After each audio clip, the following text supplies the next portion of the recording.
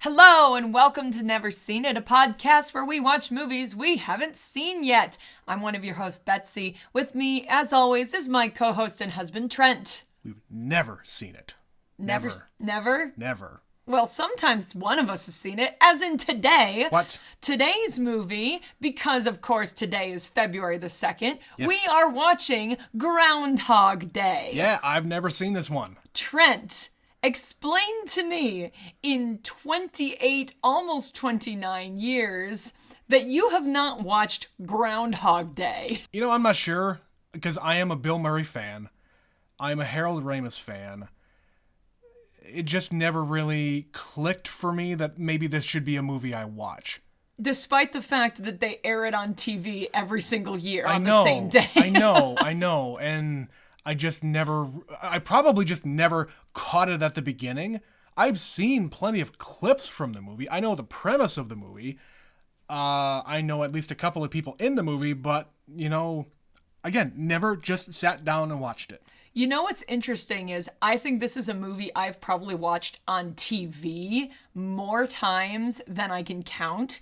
And I don't know if I've ever watched it like completely unedited for television. Sure, you just have the commercials in there. Yeah. They've probably taken out, because they tend to edit movies Little for swear words or for time. for time usually. So yeah, you've probably never seen it in its entirety. Maybe but once. Minus 30 seconds. Sure. Yeah, so I've seen this every year.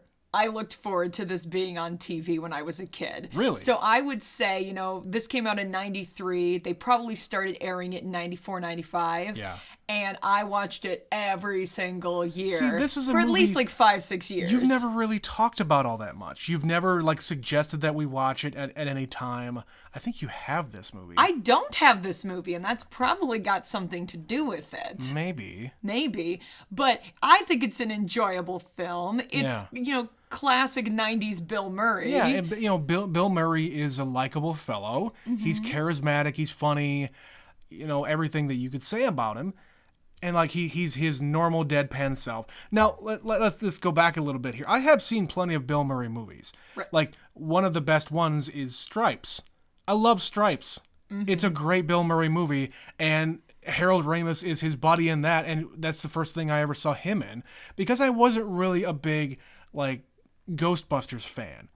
Like I have only seen Heresy. and I've only ever seen Ghostbusters all the way through once. It was with you. God. I can't believe that you got all the way into your late 20s before somebody made you watch Ghostbusters. I don't know. know. This is why we're doing this podcast, It is. because I We need keep to saying rectify it. so many mistakes that have been overlooked in your life. It's true. She's trying to fix me, guys.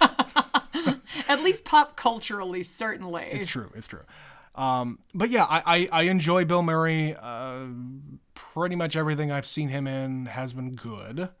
So I know a little bit more about this movie that is kind of outside of the movie itself. Right. Okay. So you know, obviously, the big thing about this movie, Yeah, but what this is specifically do you know about this movie? So this is a time loop movie. Yes. Where he wakes up every day and it's the same day. Mm-hmm. And I think he goes through the normal things that you would go through in like trying different things, having the realization, trying different things, and then trying to get out of it. Mm-hmm. Now, I don't know if he actually does. Who's the curly-haired gal? You can see her face, but you can't think of her name. Yeah, exactly. I just don't know her name. I'll give it to you. It's Andie MacDowell. Thank you. Yes. I don't think I've ever seen her in anything. Probably not. She's very much a 90s person. Oh, yes. Yeah. This is like right before she did 4 Weddings and a Funeral, Yeah. which really exploded her career. Sure. And I know Harold Ramis directed the movie. Yes. I don't know if he actually had a hand in writing it. Maybe he did or not. But I know that this movie was the beginning of the end of the relationship between Bill Murray and Harold Ramis. Really? Yes. So he directed it, and Bill Murray wanted it to be more of a comedy, but Harold Ramis directed it to be more of a romance movie with some comedic elements thrown in. And they just had creative differences about this project, and that's what drew them apart. I didn't know that. Yeah. And it wasn't until very recently that Bill Murray and Harold Ramis actually made up. It was before he died. Yeah. Harold Ramis died. So yeah, those are kind of the basics that I know about what this is. But like what the beats are, what the jokes are, like scenes from the movie, I have no idea. Do you know anybody else who's in this movie? I don't. So I know there's a lot of character actors that you'll recognize. Probably one in particular will stand out. But there's also, bare minimum, 2 actors. This is kind of a well before they were famous situation. It's like, what is it, Kevin Bacon in Planes, Trains, and Automobiles? Like maybe they have like one scene like, Jesus Christ, that's Kevin Bacon. Absolutely. So I would encourage you to pay attention. Okay. I'm not going to tell you where to look. I'm not going to tell you who to look for. Yeah. But pay attention. Maybe after the scene, you'll ask me, so did you see who was in there? That is what I'm going to do. And maybe we'll back up a bit and see if I didn't. Because it took me a few viewings to notice some of them. One, because I didn't know who this person was until much later in their career. Okay. So for them to show up in Groundhog Day, I was like, what the hell? Right, and this is in the 90s. It's not like we're like mid-80s or anything. No, but this is solidly before the 2 people I'm thinking of were famous. All right. Or you would have any reason to know who they are. All right. Anything else? Any other thoughts, things you know about this movie abstractly? No, not really. I mean, I know there is an actual groundhog in it. There is. For some reason. Do you know his name? No. Okay, he does have a name, so. All right, fine. Do you know where this takes place? I'm going to guess Chicago. Okay. Do you know anything about actual Groundhog Day, the holiday? So I know the ceremony is always in Pennsylvania. Okay. It's Punxsutawney Phil. Okay. As the groundhog that they always disturb every year. Yes, okay. Yeah. Well, just so you know, like, the actual holiday, too, and how that relates to this movie. Right, and like the holiday itself, I don't know why it is a holiday. It's just when you're a kid. Because Pennsylvania's a weird place. I don't know. Pennsylvania's a very weird place.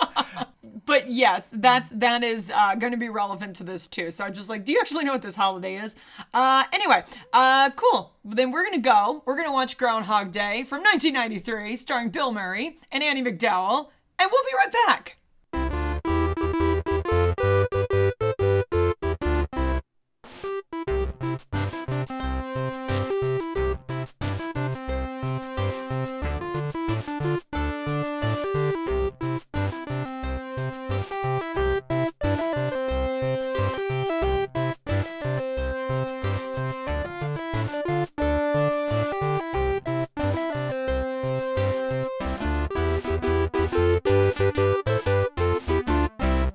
And we're back. You know, Trent, I was tempted to make the exact same joke we did when we watched Palm Springs for anyone who listened to that episode. That did not occur to me. But I'm going to go ahead and resist that. Yeah. So Groundhog Day, you finally watched it. I did. And? As expected. So yeah, you can see how this is similar to Palm Springs in that we see the same events over and over, but this one does it a little differently in that we start at the beginning and we're with him on his journey. Yeah. And there's only one person where it's happening to it. Yes. Yeah. That's the big difference. Correct. Yeah.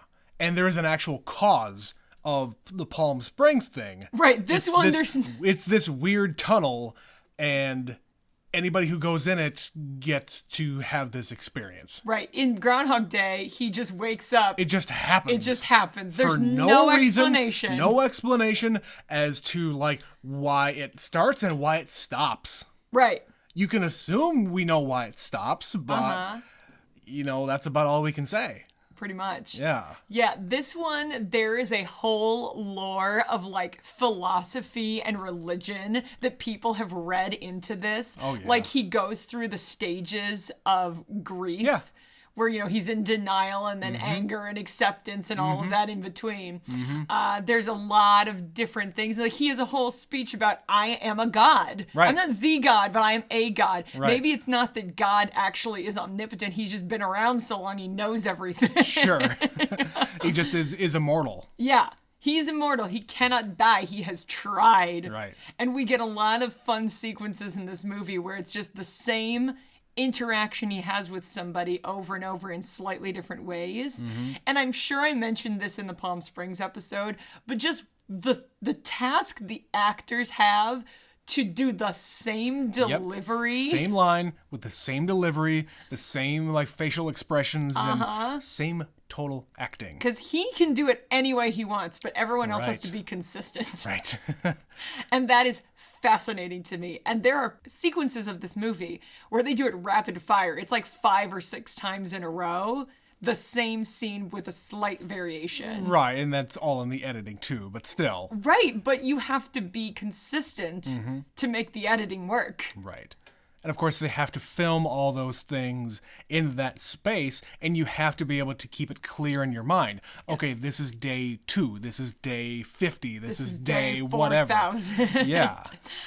Yeah, and of course, the big question is, how long has he been here?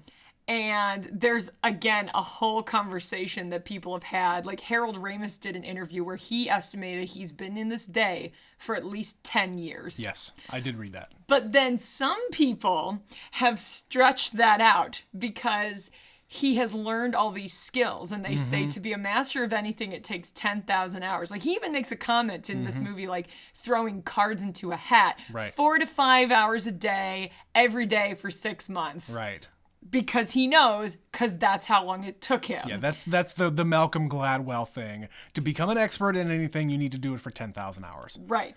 So he has become an expert in ice sculpting. He's become an expert in piano playing. Jazz piano. Jazz piano. He speaks other languages. He's apparently got some medical training now because there's a comment at the end, "Thank you, Dr. Connors." Yeah, it's more of a... Yeah. It's an honorary title, but I think he probably took the time to figure out how something form of medicine works. Enough to help that guy's back. So yes, some people have actually taken the time to add it up, and in 2011, a website arrived at the total of 33 years and 350 days. All right. Just extrapolating all of the different things, you know, like to recite French poetry, to... And that's assuming he spent all of those days doing those things. There are plenty of days where he's just doing nothing, or fucking around, or killing himself, or whatever. So yeah, they show him a lot of times like reading. Yeah. Like in the latter half of the movie, he's reading a lot. Yeah. He's practicing things. He is investing time and effort into these activities to actually learn them. So yeah, I think it's fair to say, bare minimum, he has been in this day for years. Oh, yeah. But, you know, it could be upwards of decades. Sure. And you can't, like, learn... You can learn something, but to, like, to know it like the back of your hand is a completely other thing. Like, the scene I think I liked the most was the diner scene, where he's just going around saying, "This is Steve, he's done this. This is Carol, she's done this. And this is her life and his life and whoever." And he'll just recall it like it was nothing. Yeah. Because he knows. Because he just knows. Not summoning that information, he just has it. Exactly. So I think that was my favorite scene because of the nonchalance that he performs it. And, you know, that's a very impressive thing, especially for somebody who doesn't know what's going on. Telling Rita all this information, you know, she's sitting there like, "Oh, okay, I guess this is just weird, so I guess I'm just going to follow you around and just see what other tricks you have up your sleeve." But she's convinced. Like, it doesn't take much convincing. He has about a 10-minute conversation with her to prove his point. And she goes from, "What?" to, "I guess it must be true." Right. And she's with him until midnight that night, where she starts to fall asleep. And then it just resets again. Right, because midnight it doesn't happen. She's like disappointed. Right. He's like, "I never said midnight." Yeah, the first time everything starts repeating, he stays up till 4 a.m. Yeah. And then falls asleep and wakes up at 6. Right. Every time, 6 a.m. Now, one thing that they don't do here that Palm Springs does is they don't show the trigger to make it reset. Like, they show his dead body on a couple of occasions here where it doesn't reset immediately. So, like, we see his cold dead body. Yes. And then it resets later. You have to have a funny scene with Chris Elliott saying, "Oh, I used to really like him." And oh, he was a really good guy. I really liked him. Which is bullshit because, of course, he starts the movie and the day as this cynical diva weatherman. Right. From fucking Pittsburgh. He is a nobody, but he has a big head about his own identity. Yeah. And he is just, I'm going to leave this network. There's a lot of major networks that are looking for me. You know, I'm being courted. This is the last time I'm ever going to do something like this. Yes, I've done this 4 years, but that hotel's a dump, and I had a terrible time there, and I'm just absolute D-bag. Right. Yeah, you really need to take care of the talent. So you're being a good producer. Yeah. You know, pat on the head type of thing. So... yeah, I like this one. I think I like Palm Springs better because they've been able to refine that formula. And they're also... so in this movie, they don't go, like, super dark. No. They don't go to, like... It was the 90s. I know. They held back... This is PG. Yes. Yeah. So there's no swearing in this at all. There's no swearing. There's, like, allusions to sex. Yep. But they don't really get into it. Like, there's making out on the couch and whatnot. Bill Murray says some suggestive things. Like one of them about Nancy's. Like, yeah, she really she squeaks when she gets really excited. She makes chipmunks noises. When she's whatever really excited. It is. Yeah, and it's all just like innuendo. Little winks. Yeah. Yeah, but he never actually does anything graphic and nothing really happens. And they don't describe it, you don't see it. It's maybe pushing the edge of cheeky, but that's it. Right. So yeah, this is very much a PG movie. And you know, the thing you told me at the beginning about how Harold Ramis and Bill Murray had different visions for this. Sure. Is really interesting to me because I think this movie really strikes the balance between comedy and romance. It's both. It is exactly both. It's like 50-50. Yeah. There are moments that are deeply like romantic and moving, and there are moments of absolute absurdity where Bill Murray is at his Bill Murray-ist. It's true. And I think you're right. It is a really, really good balance because there are some really, really sweet things that happen towards the latter half of the film. And I think those are the best ones. Like, yeah, it's going to be silly because Bill Murray's going to be silly. But at the same time, Bill Murray is an actor. He's a good actor in general. So I don't think people knew that about him in 1993. He hadn't really tested that. It took, I think, until Lost in Translation for people to really notice, like, oh, you can be more than just the goofball. And he's fantastic in that movie. Yeah. I don't think enough people have seen that movie. It's really great if you've never seen it. Yeah. And around the same time, he also did the Royal Tenenbaums. Yeah. So well, it's where he started to do more things with him. Yes. Yeah, he gets to do that a little bit more with Wes Anderson from time to time, but he also gets to be Bill Murray with Wes Anderson. Yes. He knows both. He knows how to use Bill Murray. Yes, he does. Yeah. Yes, he does. But yeah, it's really kind of upsetting that you say that this kind of drove a wedge between them because you wouldn't know that looking at the product. Sure.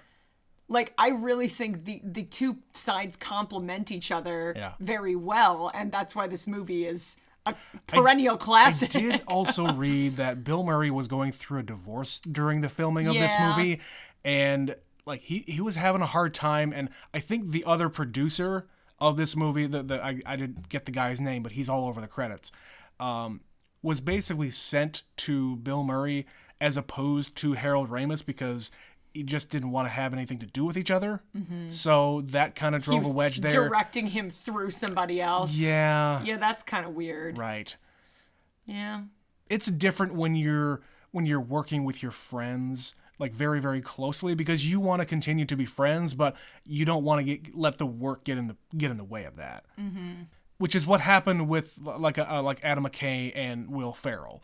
Like they had a falling out. Like he cast John C. Reilly in the role of something instead of Will Ferrell, and that just was kind of made a wedge. Made a huge wedge between those two. They were great together, just as a writing and talent duo. But then just something happened in the work, and then their friendship was over. And Adam McKay has come out and says, "Yeah, I fucked up. I was the asshole here. It's my fault. I don't know if he's ever going to talk to me again, but it is what it is. I'm going to be the bigger person here and say, yeah, it was on me. And who knows what happens to there. But, people are adults. They move on. They have disagreements, and you don't have to make up. Right. It's also Hollywood. I mean, sure, everything is really everyone's about, also pretty touchy. money and fame and whatever else. Yeah. But anyway, I like this movie in that it shows the two sides of him. He's a complete asshole. Cynic, very sarcastic, very full dark. of himself and dark. He has an arc in this movie, and he goes, like I said at the beginning of this, he has the phases. So he's kind of in denial, where first he's like, I'm going insane because I'm reliving the same day over and over. Right. But that's not possible. I don't understand. But then he goes out drinking with two guys, and he's like, what if you could live forever? And they're like, I'd do whatever I want. He's like, you're right. You could do whatever you want. Right. And then the next thing is kind of that phase of him just testing the waters and talking to everybody and doing different things, but still being really selfish. Sure. And then he kind of gets to this place where he's dejected and like bargaining and sad. Sure. And that's the phase where he starts killing himself repeatedly. Right. And then it doesn't finally turn around until he becomes more open and warm and altruistic. And kind. And kind. He chooses kindness, and the amount of time he spends shortens. Yeah. The day finally clicks the way it needs to for him to get out of it. Right. But he has to get from selfish to kind with all that shit in between. Right. And he makes it a point kind of early on in that whole sequence of trying to go after Rita. Like, he is trying to find every little thing to be just basically become irresistible to her. To be the man she wants. Right. And he's he's finding not out at the beginning. He's like finding out all these very, very minute things. But at his core, he's still being a jerk because what he's trying to get to is just trying to sleep with her. Right. That's his entire goal, that entire sequence. Yeah, he gets slapped repeatedly. He fails and fails and fails because at his core, he's still that jerk. Yep. Yeah, he doesn't get there because the whole point of this is something that is not on the level. Yeah. And it's not until he kind of gets so tired and fed up with it that he confesses to her, like, this is what's happening to me. And I don't expect you to believe me, but I really, really need you to believe me. Right. And it's not until he needs her that things start turning around for him. And yeah, the last day, he does every single thing right. He gives money to the homeless guy. He buys insurance. He rescues a kid from falling out of a tree. He gives WrestleMania tickets to Michael Shannon. Michael Shannon. Yes, so his first movie ever. So I said there were two. I have to addend that. I think I was thinking of some other movie. But yes, this guy very much did not know Michael Shannon was in this movie. He's like 19 in this. Yeah. He is a baby. So he has two scenes. One where you don't even see his full face. You only see his profile. Yeah, you pointed him out. You didn't say who it is. Nope. Because I could like look at his profile and think, From the profile, I have no idea. If you knew it was him, you could figure out that was him. But you had no idea. No, from the side, he like kind of looked like a young Ray Liotta. But I knew it wasn't him because Ray Liotta's older than Bill Murray, I'm sure. Yeah, probably. Yeah. Or at least close to it. Very close to it. And yeah, he plays a guy who's getting married, and Bill Murray works it out. The girl was getting cold feet, and he convinces her to go through with it. Right. And yeah, it's Michael Shannon's very first movie. It's the only time he appeared on screen to this point, and he's a baby. But yeah, like he changes the tire on this car full of old ladies. He gives some guy the Heimlich maneuver. He just says, I have errands to run. And he just, from the beginning of his day to the end of his day, does everything for other people. Yeah. Going backwards a little bit here, the things that I wish that they had done was, so when he's first like experimenting and he realizes that things are repeating, he does leave the bed and breakfast thing early, but events still go out the same way. Yeah. The events still happen in the order, but like when he goes by, the homeless guy and the insurance guy show up at the exact same time. Yeah.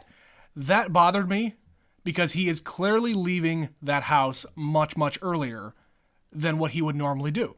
Not He's hopping out of bed, he goes right out the door, and that at least is another 5 to 10 minutes. 5 to 10 minutes that they would not get together. Oh my God, you're just really going to nitpick. It's very nitpicky, but I wish they would have addressed that portion. Yeah, how his movements affect other people's movements, so to speak. Yes. Well, they don't show it every time. He takes different routes. The whole point here is just the events that happen and the people that he encounters. I get that.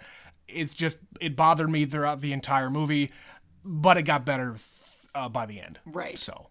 Yeah. So we touched on Michael Shannon being in this, and then the rest of this movie is just like a whole bunch of different character actors. I kind of always forget Chris Elliott is in this. He's in it a lot. He's in it a lot. He's Larry the cameraman. Yeah. And so he's in it a lot. At the beginning of the movie, we had Willie Garson, who recently passed away. The thing most people know him from is Sex and the City. He's his assistant at the beginning of the movie. Yeah, I did see him. So again, one of those character actors you've seen. Mm-hmm. The guy who speaks on behalf of Punxsutawney Phil, the Groundhog, is Brian Doyle Murray, brother of Bill Murray. Mm-hmm.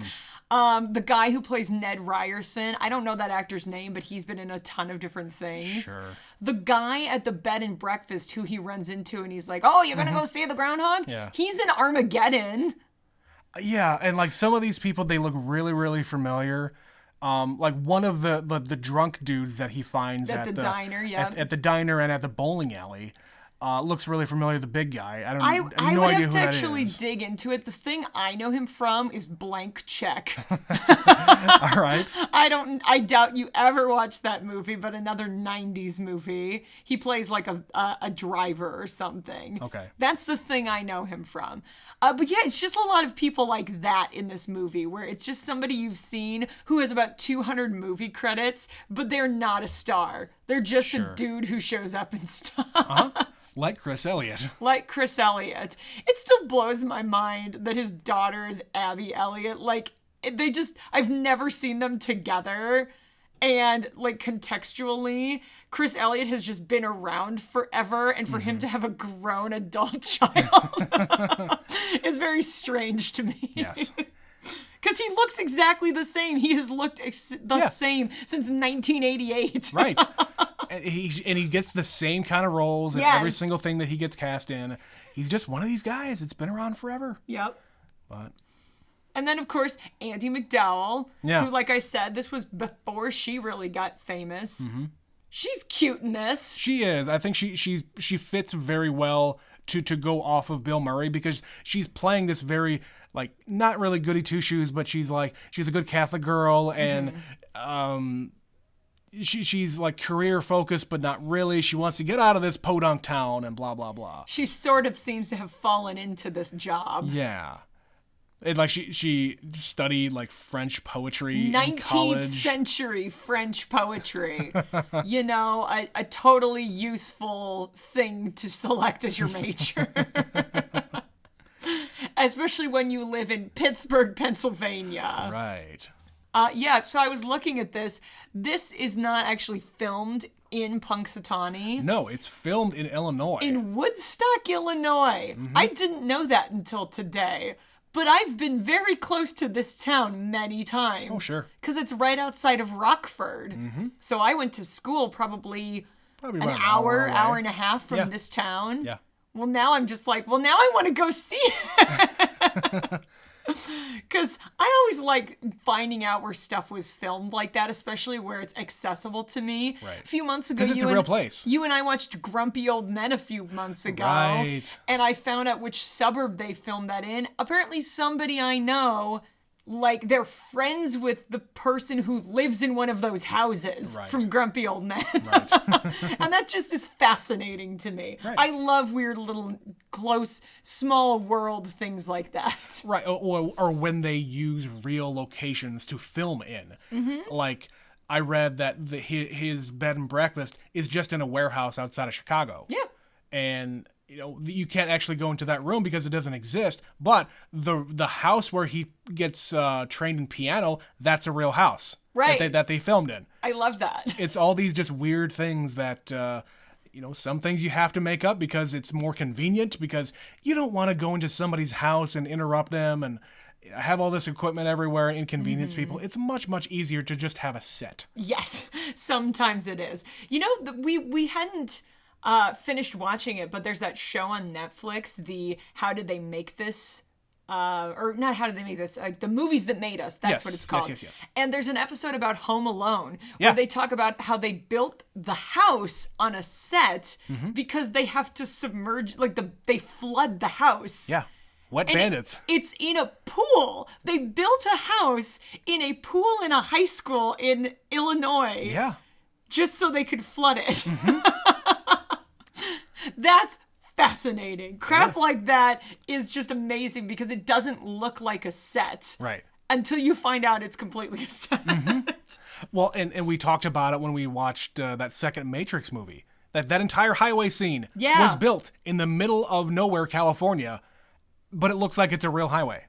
How much money goes into stuff like that? Right. Just for an illusion. It's wild. It's wild, Trent. But if you want to do it right, if you want it to look the way you want it to look, you got to go to extreme measures sometimes. Speaking of extreme measures, so we get some really extreme behavior from Phil throughout this movie.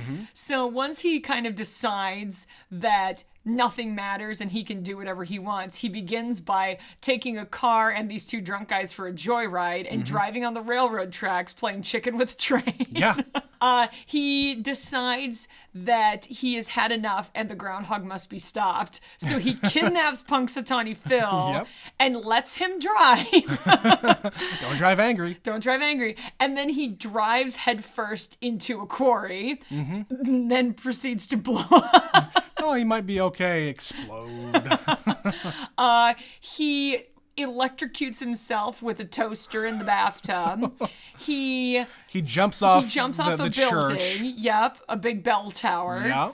And we don't see all of it, but he describes how he's been hung and drowned and poisoned and electrocuted and burned. So yeah, he goes to some very extreme and dark places. Yeah. When he is in this loop for this long. Right. Which makes sense, because one would go insane. Yeah.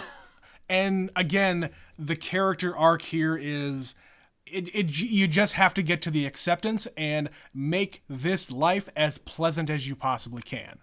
And what's better than being as pleasant as you possibly can to everybody that you come across? Yeah. Which is where we get to the end of the movie, which is apparently the cause of him getting out of it.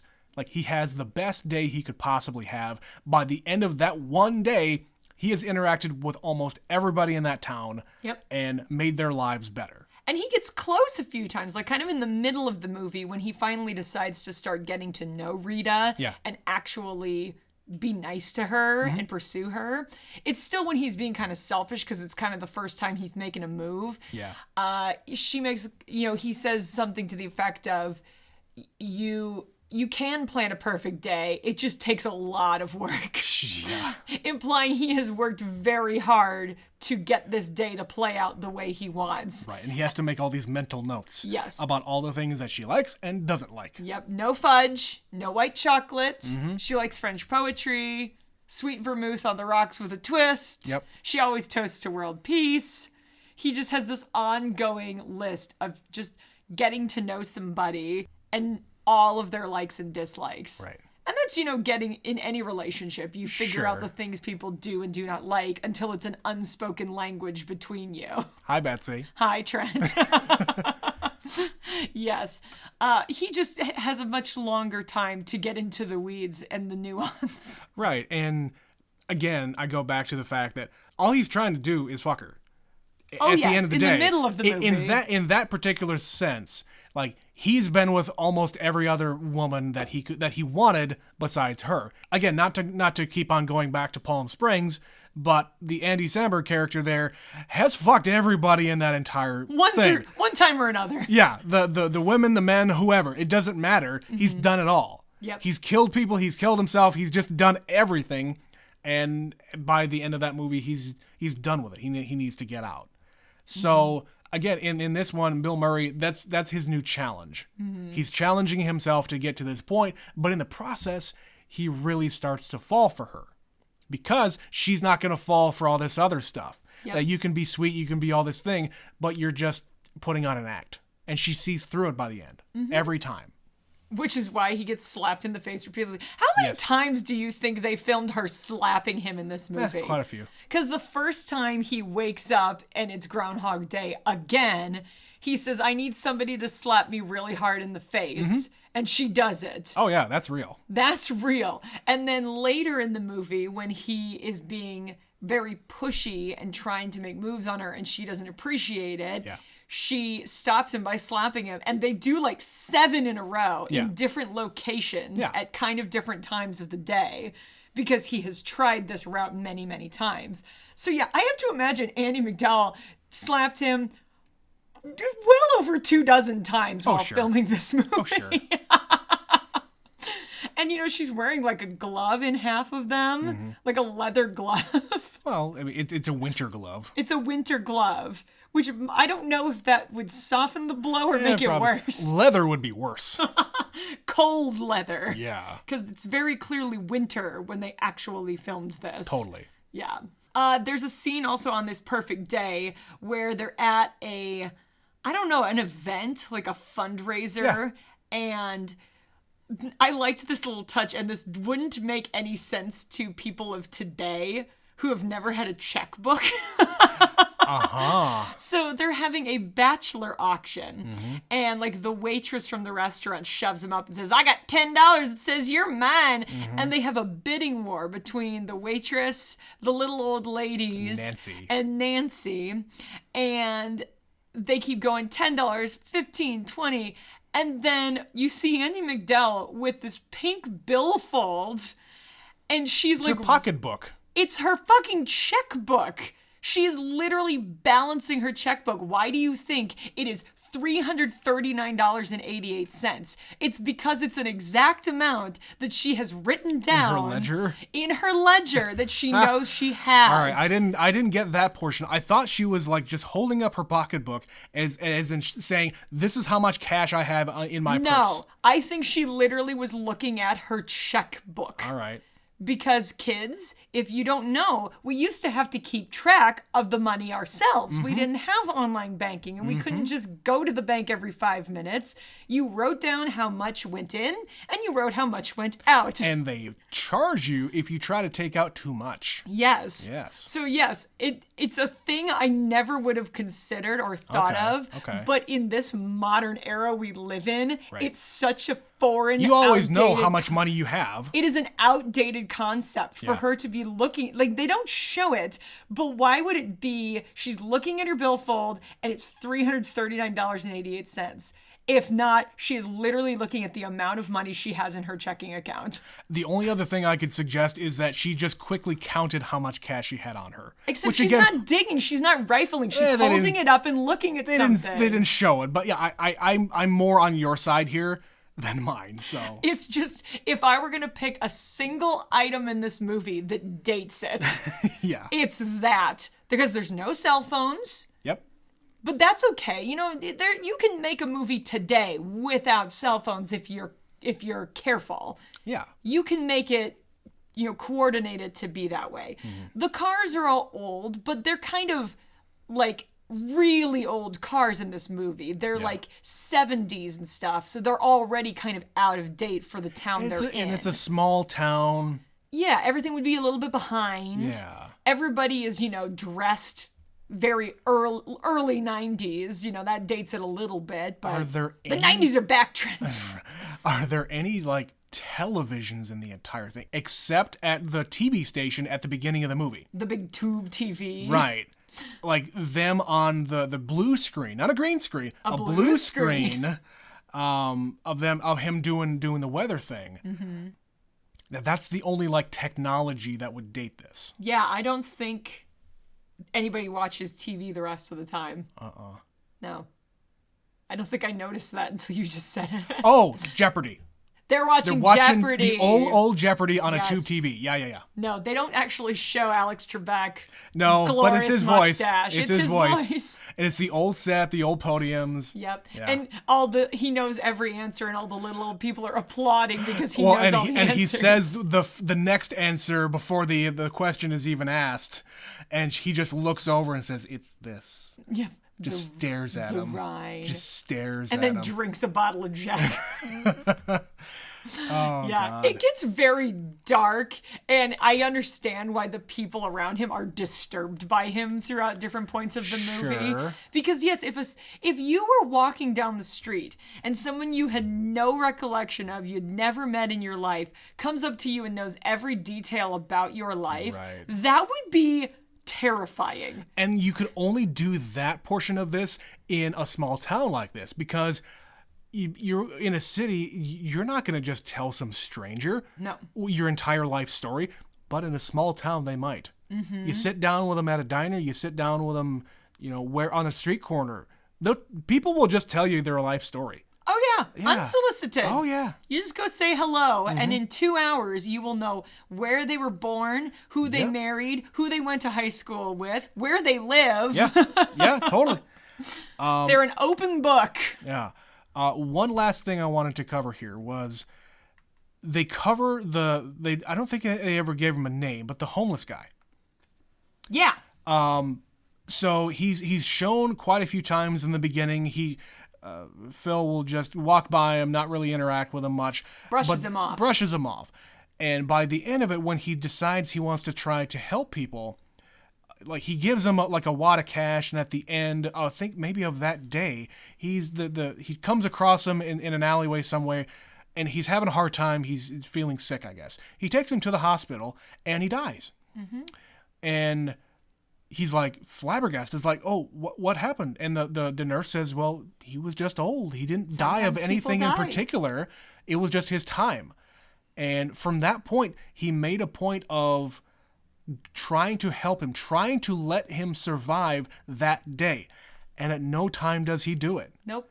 He's gonna die that day. Yeah, he dies in an alley. He dies in the hospital. He dies with a full belly. Going to die. He dies with a full belly of food. Mm-hmm. That's the only thing. And at this point, he knows he's gonna die. So why not just treat him? Yeah.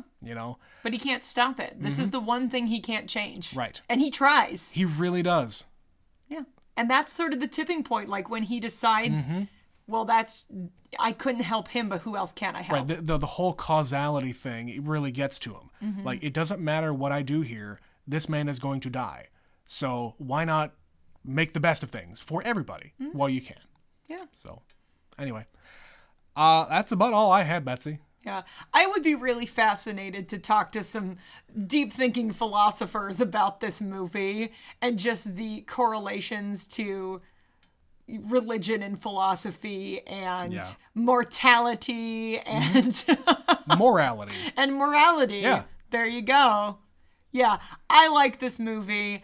I think, it's one of those holidays that's very weird. It's a very niche holiday. It's a very American holiday. It's a very American holiday. People don't really celebrate this with any real, impact to their lives. No.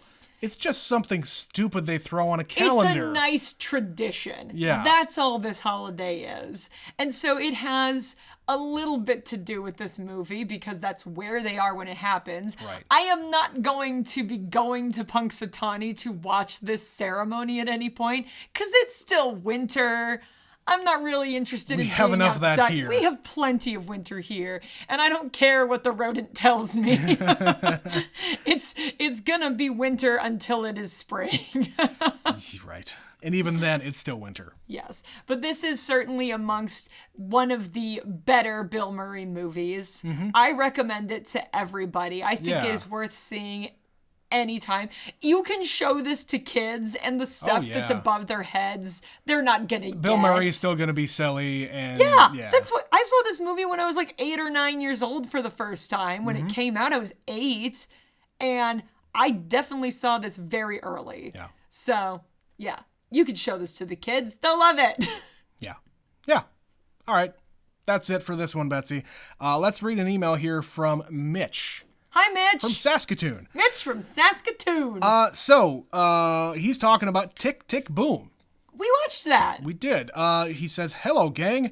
I was interested in listening to your Tick, Tick, Boom episode, not because I've seen the movie, but because I had seen the play some 14 years ago in college." Well, there you go. Which is a very strange thing because this play didn't really get shown or tour or anything. Well, they did in like the early 2000s. So if you go back 14 years, that's kind of a few years after 2001, Right. when this was produced like off Broadway or something. And that's about the time it starts making the rounds. Yeah. Any show. Speaking of, Groundhog Day is a musical. I didn't bring that up, but That too, yes. Yeah, so it's a very, very strange thing for you to be bringing this up, Mitch, but let's continue.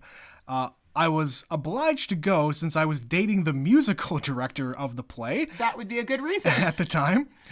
From your description, it is very similar to the show with subtle differences.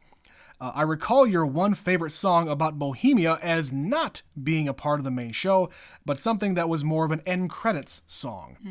If you look at the original soundtrack, it is the last song, suggesting it was extra. Yeah. Yeah. I do know my favorite song, Green Green Dress, was cut from the final movie. I hope it can be released in an extended edition. It is pretty fun. With that said, I'm looking forward to actually seeing the movie version very soon.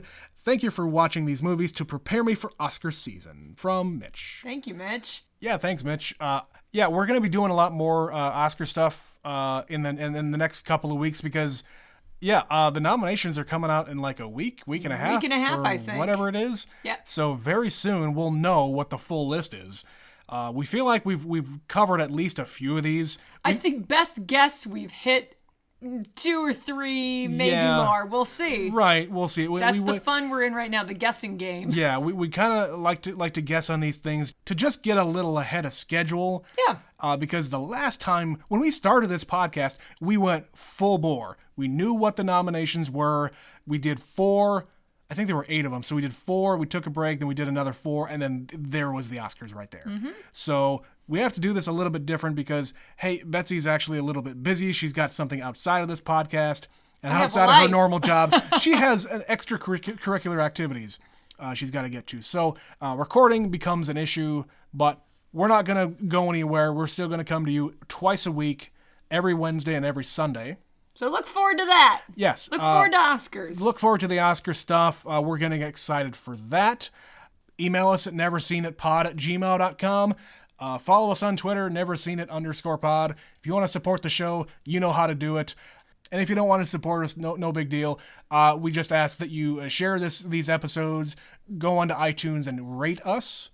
Apparently that helps. The places one listens to podcasts. Yep, go in and rate us. It's apparently easy to do. I've done it to other guys, I guess. But anyway, apparently that helps. That's the end of the show, Betsy. So until next time, I've been Betsy. And I'm Trent. And this has been Never Seen It. We'll see you next time. Bye.